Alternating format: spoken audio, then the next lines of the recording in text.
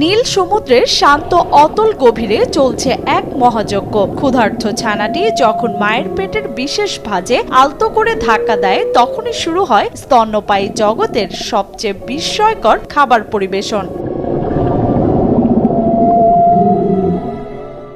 এখানে গ্লাসে ঢেলে দুধ খাওয়ার সুযোগ নেই, কারণ নোনা জল সব পুষ্টি কেড়ে নিতে পারে মুহূর্তে।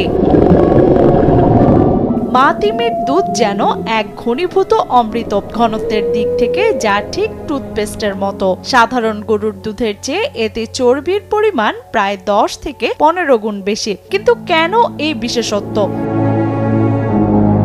পানির নিচে যাতে এই দুধ ছড়িয়ে না পড়ে, তাই হয়তো এমন বিষয়। যখনই মা তিমি সংকেত পায়, তখন তার বিশেষ পেশিগুলো প্রবল শক্তিতে সংকুচিত হয়, আর ঠিক তখনই মায়ের শরীর থেকে বাচ্চার মুখের ভেতর পিচকিরির মতো তীব্র বেগে ছিটকে বেরিয়ে আসে দুধের ধারা। এ সময় এক ফোঁটা নোনা জলও যাতে পেটে না ঢোকে, সেজন্য তিমির ছানা তার জিহ্বাকে বাঁকিয়ে একটি পানি বিরোধী নল বা স্ট্র এর মতো আকৃতি তৈরি করে। মা তিমির শরীর থেকে ছিটকে আসা সেই ঘন দুধ সরাসরি পৌঁছে যায় ছানার পাকস্থলীতে।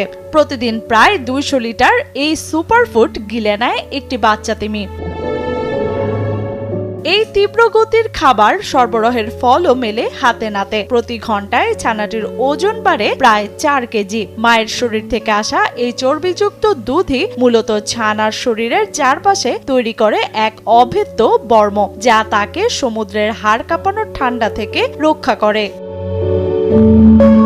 এভাবেই মাত্র 1 বছরের মধ্যে মায়ের দুধ ছেড়ে এই ছানাগুলো নিজেদের শিকার ধরতে শুরু করে। তবে এ সময়টাতে শাবক সব সময় মায়ের কাছাকাছি থাকে এবং সমুদ্রের গভীরে সাঁতার শেখানো সহ বেঁচে থাকার নানা কৌশল আয়ত্ত করে।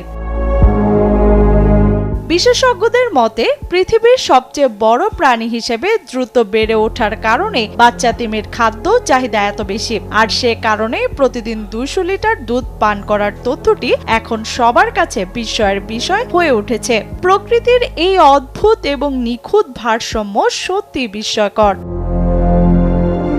নীল তিমির এই স্তন্যদান প্রক্রিয়া কেবল একটি জৈবিক ঘটনাই নয়, বরং এটি প্রকৃতির এক অনন্য ইঞ্জিনিয়ারিং। সমুদ্রের বিশালতায় টিকে থাকার জন্য মা ও ছানার এই মেলবন্ধন আমাদের চোখে আঙুল দিয়ে দেখিয়ে দেয় সৃষ্টি জগৎ কতটা নিখুঁত আর ভারসাম্যপূর্ণ।